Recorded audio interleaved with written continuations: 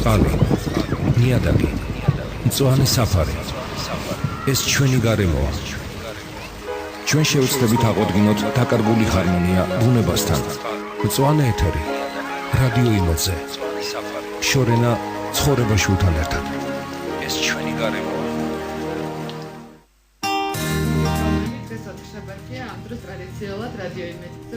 მწვანე ეთერში.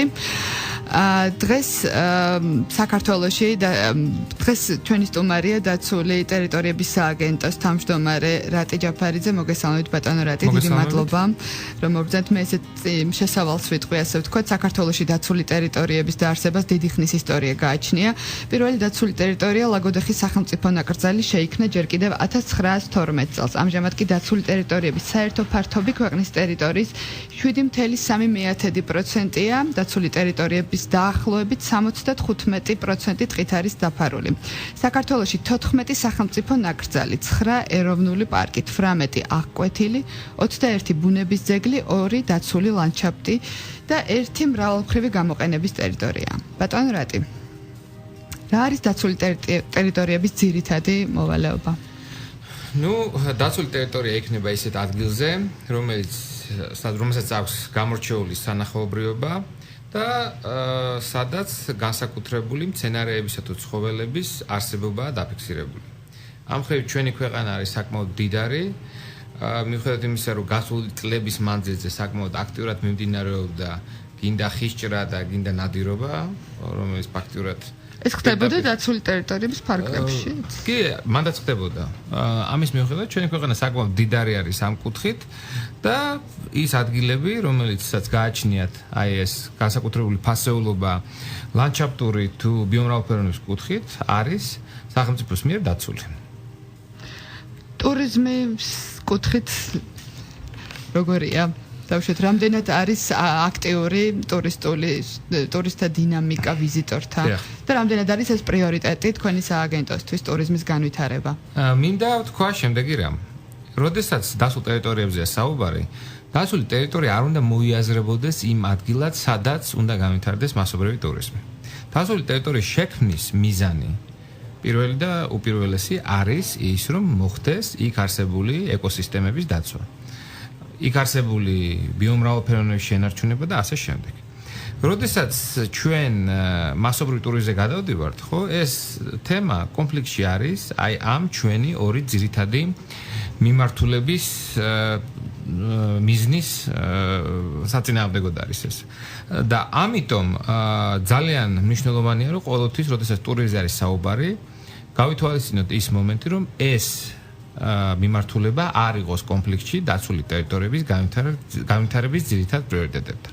თუმცა ამავე დროს, როდესაც ჩვენ ვაარსებთ დაცულ ტერიტორიას ქვეყნის სხვადასხვა რეგიონებში, ჩვენ უნდა ვიცოდეთ, რომ ეს იწვევს გარკვეულ შეზღუდვებს. ეს იწვევს შეზღუდვებს მოსახლეობაში, რომელიც იმის გარშემო ცხოვრობს და მოსახლეობა შეიძლება იყოს ხელი შეეშალოს თავიანთ საქმიანობაში. როდესაც ჩვენ ვაარსებთ დაცულ ტერიტორიას, ჩვენ აუცილებელია რომ გავითვალისწინოთ ის ფაქტი, რომ ინტერესები მოსახლეობის არის დაცული. მოსახლეობა არამს და არამს აი მაგალითად დავაარსეთ დაცული ტერიტორია და იქ მოსახლეობას მაგალითად აღარ შეუძლიათ ცხვრის ძოვება ან ხისჭრა. როდესაც ჩვენ ამას ვაკეთებთ, უნდა ჩვენ ალტერნატივა შევცვალოთ მოსახლეობას. და ალტერნატივა აი აქ ამ კუთხით მოიაზრება ეკოტურიზმში ჩაბმა. ეკოტურიზმი არის საკმაოდ საინტერესო მიმართულება ტურიზმის, რომლის დროსაც რეგულირებადი არის ეს პროცესი და ხდება იმ მოსახლეობის, რომელიც ეროვნული პარკების გარშემო არის, საკმაოდ აქტიური ჩართვა შემოსავლების გამომუშავებაში, რომელიც დაკავშირებულია იმ სიმდიდრესთან, სადაც ამ მოსახლეობას უკვე აღარ შეუძლია შესვლა. მაგალითად, რო ავიღოთ სიტყვაზე ვაშლოვანის დაცული ტერიტორია. იქ სიტყვაზე აი მეცხვარეობა, რა თქმა უნდა, ნაკრძალში ცხვრის შეშვება არის არასწორი და ეგეთი რამე არ უნდა დაუშვათ, მაგრამ როდესაც ჩვენ მეცხვარეს იქ არ უშვებთ, ხო? ჩვენ უნდა შევთავაზოთ რაღაც სხვა ალტერნატივა. მაგალითად, იგივე მეცხვარე შეიძლება აქტიურად დაკავდეს სხვა საქმიანობაში, მაგალითად, როგორც არის მისი მომსახურება, როგორც გიდად. ან სიტყვაზე მათ მიერ ცხენების ტურის შეთავაზება და ასე შემდეგ. აი ამ ხრივ საკმაოდ კარგი პროგრესი არის. ხდება გადამზადება დაუშვათ ამ ადამიანების მაგრამ ჩვენ ძალიან აქტიური თანამშრომლობა გვაქვს მოსახლეობასთან და ჩვენ ვცდილობთ მათთვის აი ამის ახსნას თუ რა ბენეფიტები შეუძლია მოუტანოს მათ მიერ ალტერნატიული შემოსავლის წყაროების მოძიებას. მაგალითად თუშეთში საკმაოდ წარმატებული დინამიკა იყო ამ ხრივ და თვითონ აი ვინ ჩავა შეამჩნევს რომ საოჯახო სასტუმროები პირველ ადგილზეა გახსნილი და მოსახლეობა იწყებს უკვე იმაზე მეტი შემოსავლის გამომუშავებას რაც იყო ადრე. და ეს არის ძალიან მნიშვნელოვანი. აი ამ კუთხით რა თქმა უნდა მნიშვნელობა აქვს რომ ტურიზმი განვითარდეს და მოსახლეობამ შეძლოს დამატებითი შემოსავლები მიიღოს. რაც შეეხება თქვენ კითხვას, რამდენად ზდადია ეს სფერო. ეს სფერო არის ზდადი და ბოლო წელს ეს სფერო გაიზარდა რაღაც 20-30%-ით. ყველაზე წარმატებული ამ ხრივ არის ორი დაცული ტერიტორია, ეს არის სათაფლია და პრომეთე. სათაფლია გასულ თვემდე ინაჩურებდა პირველობას თუ 2 თვის უკან და პრომეთეს დაცულმა ტერიტორიამ, პრომეთეს ღვიმემ ნელა გადაასწრო თითოეულ მათგანზე სადღაც 70,000 ვიზიტორი იყო ყოველი წლის განმავლობაში. თუ ამას გადავამრავლებთ იმ თანხაზე, რომელსაც ვიზიტორი იხდის იქ შესასვლელად, ჩვენ ნახავთ, რომ დაცული ტერიტორია მოახერხა აი ამ კონკრეტულ ადგილზე საკმაოდ კარგი შემოსავლის წყაროს გამომუშავება დაეწყო. ისე და ისე მინდა გამაცხადო. დაცული ტერიტორიის მიზანი არ არის ტურიზმი. და რა თქმა უნდა, იქ რამდენ ტურისტს შეუშვებთ, ხო? აუცილებელი არის იმის გათვალისწინება, თუ როგორ ხდება იმ ადგილის დაცვა და რამე არ უნდა შეიცვალოს იქ.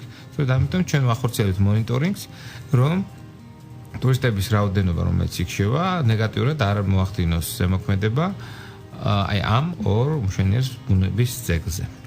ჩვენ დროებით რეკლამაზე უნდა გავიდეთ, რამდენიმე წუთში ისევ დავბრუნდებით. რადიო იმედის ეთერშია მწვანე ეთერი. შორენა ცხოვრება შუთან ერთად. ჩვენ ეთერში დავბრუნდით დაცული ტერიტორიების სააგენტოს თავმჯდომარე ბატონი რატი ჯაფარიძე, მწვანე ეთერის სტუმარი. ბატონ რატი, გავაგრძელოთ საუბარი, რა პრობლემებს აწყდებით თქვენ სტრუქტურაში და დაცული ტერიტორიებზე? ალბათ თავარი პრობლემა ისევ და ისევ ის არის, რაც ყველას აქვს. ჩვენ არ გვაქვს სათანადო დაფინანსება, იმისთვის რომ ყველა დაცულ ტერიტორიას ისე მოვუაროთ, როგორც ჩვენ გვინდა, მაგრამ რაც გვაქვს ის სახსრები, იმას უნდა ვეყოთ. და ასევე ჩვენ და გამოძებნოთ ახალი ინოვაციური გზები, რომ დამატებითი შემოსავლები გამომიმუშავოთ.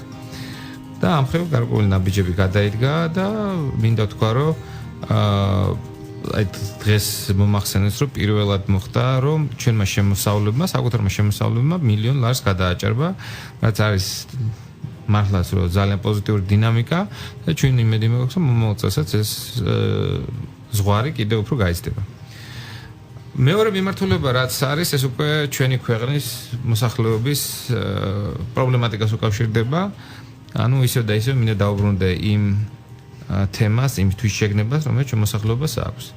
ახლა რა თქმა უნდა, ყველაზე არ ვამბობ, მაგრამ არის რა თქმა უნდა კატეგორია ადამიანების, რომლებიც უდიერად ეპყრობიან იმას, რაც ჩვენ გვაქვს, იმ ჩვენს მემკვიდრეობას, რომელიც ჩვენ დატოვილი გვაქვს.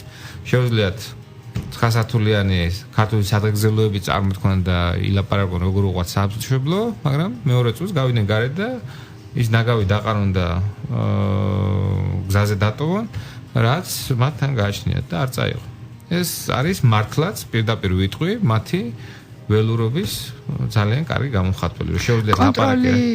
კონტროლი ახლა დავიწყოთ იქიდან, რომ აქ ტერიტორიებზე უფრო მეტად უნდა იყოს. მე გუშინ ბოდიში გაწყვეტინებთ, მე გუში ვიყავი აგარაგზე, გავედი ტყეში, სადაც არანაირი კონტროლი არ არის და დავინახე ეს კულტურულად ხეზე ჩამოკიდებული ნაგავი. ანუ ვიღაცამ ცოტა უფრო მეტი გააკეთა, ძირს არ დაყარა, მაგრამ ხეზე იყო ესე კულტურულად ორი დიდი პარკი ნაგავი დაკიდებული.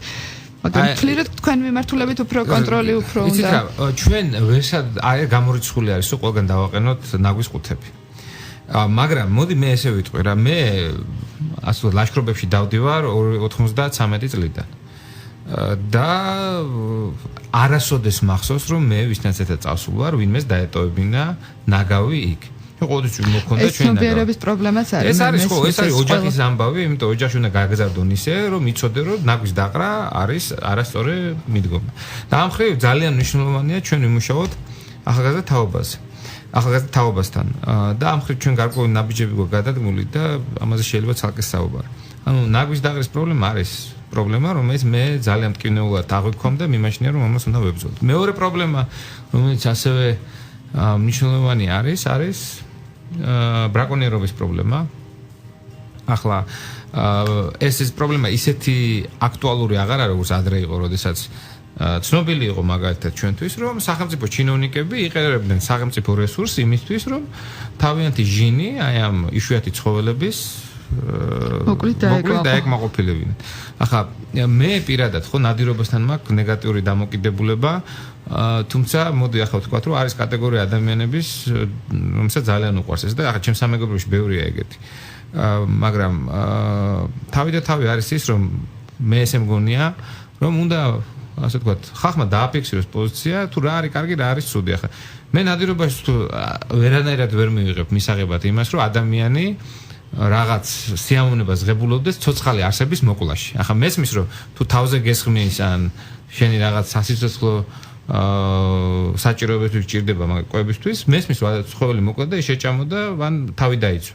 მაგრამ აი არ მესმის და ვერასოდეს ვერ გავიგებ, რა სიამოვნება შეიძლება ღებულობდეს ადამიანი, როდესაც მიდის და კლავს ცხოველს.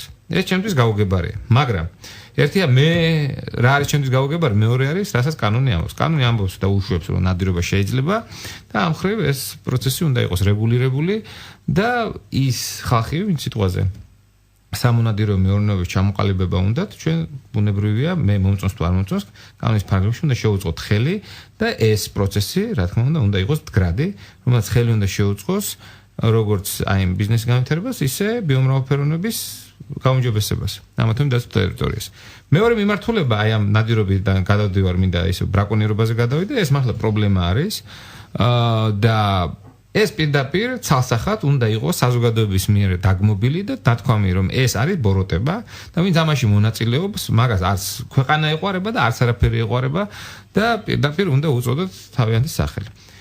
სამწუხაროდ ადრე აი სახელმწიფო ჩინოვნიკობა აღიქვამოდა იმათ, რომ სახელმწიფო ჩინოვნიკის მიერ აღიქვამოდა თავის უფლებად, რომ შესულიყო და დაერღვია კანონი ნადირობის თვალსაზრისით. ეს ახლა მე მახსოვს აი ეს პრობლემა 6-7 წლის წინ, ახლა არ მინდა სახელები დავასახელო, იმიტომ რომ ის პირები აღარ წარმოადგენენ რაიმე მნიშვნელოვან პოზიციას და თავიანთი გადაჭირიც ეყოფათ, მაგრამ მე ვიცი, რომ ეს ხალხი ვერტფრენებით ხდებოდა ნადირობა თუშეთში, ხევსურეთში და ამით ამაყობდეს.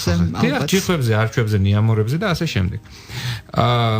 ეს სასახად უნდა იყოს დაგმობილი და რა თქმა უნდა იყოს ძალიან მკაცრად ეს რეგულირებული. ახლა პირდაპირ ვიტყვი მე ამ ეტაპზე მე ხო აი ნამდვილად არ მსმენია მე რომ ვინმეს აი ამ ახალი ხელისუფლებიდან ვინმე წასულიყო და ენადიროს დაცულ ტერიტორიაზე. არა, ზოგადად დაცულ ტერიტორიაზე ნადირობა არ შეიძლება. არ შეიძლება, რა თქმა უნდა, არ შეიძლება. იმიტომ ძირითადად დაცულ ტერიტორიებზეა ეს იშვიათი სახეობები. ახლა სადაც არ იყო აი სვანეთში, რა გაწყვიტა მოსახლეობა, ახლა ჯიხვი რო ნახო იქა, უნდა იაროს ხამთას იქით. და აქ ძალიან მნიშვნელოვანი არის, რომ ჩვენ გვქონდეს ძალიან კაცრი და შეურიგებელი პოზიცია, იქნება ეს ჩვენიანი თუ იქნება ეს არაჩვენიანი. არ აქვს მნიშვნელობა ვინ იქნება ეს, ის პირებნება უნდა იყოს იდენტიფიცირებული და სამაგალითოდ დასჯილი. კანონი როგორ არეგულირებს? ანუ თulit რო ნაკლებად კაცრი ამ შემთხვევაში თუ კაცრობაზე არ არის. ახლა ამ მოდით მე გეტყვით ადრე როგორ იყო. ახლა ამ ეტაპზე მე ნახდათ არ დამიჭერია არც ერთი სახელმწიფო მაღალჩინოსანი, რომელიც ამაში იყო გარეული. ახლა შეიძლება დაიჭიროთ რიგითი მოგალაკი ან პრობლემა. სახელმწიფო ჩინოსანს რო იჭერ ამაზე, ხო? მე ესე მიმაჩნია, რომ გარდა იმისა, რომ რა ჯარიმაც არის გათვალისწინებული, ახლა ზუსტად არ მახსოვს რამდენია ჯარიმა. ისე იქ არის მეტად მნიშვნელოვანი მორალური პასუხისგებლობა. სახელმწიფო ჩინოვნიკს არ უნდა ჰქონდეს არავითარ შემთხვევაში არანაირი უფლება, რომ დაარღვიოს კანონი. პირველად მას მოეთხოვება ამაზე პასუხი და ბუნებრივია ის უნდა იყოს კაცად დაჟილი, ისე რომ უნდა გაუშვას სამსახური და მეტი აღარ უნდა ქონდეს მას სახელმწიფო სტრუქტურებში აღვნიშნული. ეს ჩემი პირადი აზრია ამას. და ახლა ამას იმიტომ კი არ ვლაპარაკობ, რომ სიტყვაზე მე რამე ვიცი ან მსმენი ან მინახავს მე გარწმუნებთ რომ თუ კი რამე მსგავსი შემთხვევა იქნება, ჩემი პოზიცია ისევე იქნება შეურიგებელი, როგორც შეურიგებელიც იყო სიტყვაზე ადრე. და მინდა ყველას ვთხოვო, რომ თუ ისინი გაიგებენ რომ სიტყვაზე დასულ ტერიტორიაზე ხდება ნადირობა, ჩვენ გვაქვს ხელი ხაზი შტრიხ 8888, ეს 4-ში ნიშნა ციფრი. დაგვირეკვა შეგვატყობინონ და ჩვენ მაქსიმუმს გავაკეთებთ, რომ ესეთი მსგავსი ფაქტები აღმოფხვრილი იქნენ, ხოლო თუ სახელმწიფო ჩინოვნიკები იქნებიან, ისინი პირდაპირ უფრო ახლოს გავაჩინოს საზოგადოებას მასობრივი საშუალებების წყალობით. ბატონო რატი, რა ინიციატივები გაქვთ სამომავლოდ და რა გეგმები გაქვთ? ახალი პროექტები. ახლა მოდი აი ამ ორი პრობლემის კონტექსტში დავუბრუნდები ინიციატივას, რაც საუბრობდით. თემატურად. ცოტა ხნის წინ ჩვენ დავიწყეთ ახალი პროგრამის განხორციელება, რომელსაც ქვია ჩემი სკოლა ბუნებაში.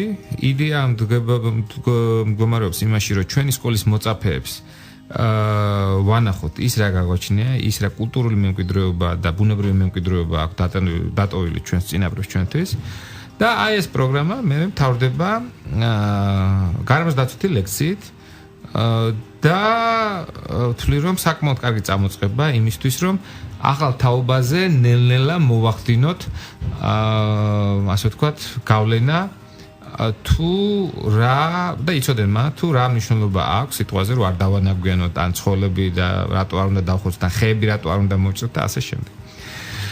სხვა მიმართულებები ახლა ეს რაც ჩვენ გვაქვს არის რა თქმა უნდა ჩვენი პრიორიტეტი როგორც დასული ტერიტორიების სააგენტოსი არის კიდევ ახალი დასული ტერიტორიების შექმნა და აი ამ დასულ ტერიტორიებს შორის დერეფნების გაკეთება, რომლითაც ბიოფაუნების სხვადასხვა წარმომადგენლებს შეეძლებათ გადაადგილება უსაფრთხოდ.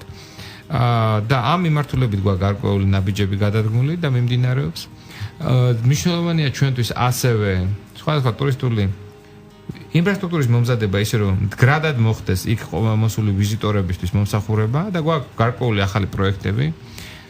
მაგალითად ჯავახეთის დაცულ ტერიტორიაზე მოხდება ინფრასტრუქტურის მომზადება და მას გააჩნია საკმაოდ კარგი პოტენციალი. მაგალითად ფრინველებზე დაკვირვების კუთხით საქართველოში ეს არ არის ესეთი პოპულარული, მაგრამ მენდეთ რომ საუბარად საკმაოდ პოპულარულია და მეც როცა იქ ვიყავი მართლაც გაოცებული დარჩი, როდესაც მაგალითად პელიკანებს ხედავ და ისეთ უცნაურ ფრინველებს, რომელიც არ გონია საქართველოს შეიძლება იყოს. ერთი პროდუქტი, რომელსაც ახლა პროდუქტი არის ერთი ახალი დაცული ტერიტორია, რომელიც ახლა იქნება და არის ოკაცეს კანიონი, არაჩვეულებრივი ადგილი, რომელიც პირველად საქართველოში და მგონი რეგიონშიც ეგრეა, რომ კანიონზე დაკვირდებული იქნება ხიდი, სადაც ვიზიტორებს შეუძლიათ ისიამოვნონ აი იმ კანიონით, მართლაც ლამაზი ადგილია. და რა თქმა უნდა, ჩვენ გვინდა კიდევ ახალი დაცული ტერიტორიების შექმნა, განვითარება და ერთ-ერთი ასეთი მაგალითად ჩემი უდიდესი სურვილი არის და მაქსიმუმს გავაკეთებთ იმისთვის, რომ აი ეს გაჭედილის კანიონი, რომელიც არის მარტვილისკენ გზაზე, მოხდეს მისი კეთილი მოწყობა, იმიტომ რომ მართლაც არაჩვეულებრივი ადგილია და ძალიან ცოტა ადამიანმა იცის ამის შესახებ. პირადად მეც ხო ახლა საკმაოდ ასიარულები ვიყავი საქართველოს და არა μόνο საქართველოს საუბარათაც ბევრი მაქვს ასე ასიარულები. ეს ადგილი არ ვიცოდი. ეს ადგილი მხოლოდ ახახამ ნახე და მე მართლაც გაუგნებული ვარ იმ სილამაზით, რაც იქ ნახე და აუცილებელია ამ ადგილების კეთილი მოწყობა. ამას რა თქმა უნდა ფინანსები სჭირდება და ნახოთ რა იქნება. მე გისურვებთ წარმატებებს, ძალიან დიდი მადლობა რომ მობრძანდით გადაცემაში სტუმრად. მსმენელს შევახსენებ, რომ პლანეტერის სტუმარი იყო დაცული ტერიტორიების სააგენტოს თავმჯდომარე რატი ჯაფარიძე. ჩვენ ზუსტად ერთი კვირით გემშვიდობებით ნახვამდის. კარგი გრძანდებოდეთ. ჰაერი, წყალი, ნიადაგი, მწვანე საფარი. ეს ჩვენი გარემოა. ჩვენ შევეცდებით აყოდგინოთ დაკარგული ჰარმონია ბუნებასთან. მწვანე ეთერი, რადიო იმედზე. შორენა ცხოვრება შულთან ერთად. ეს ჩვენი გარემოა.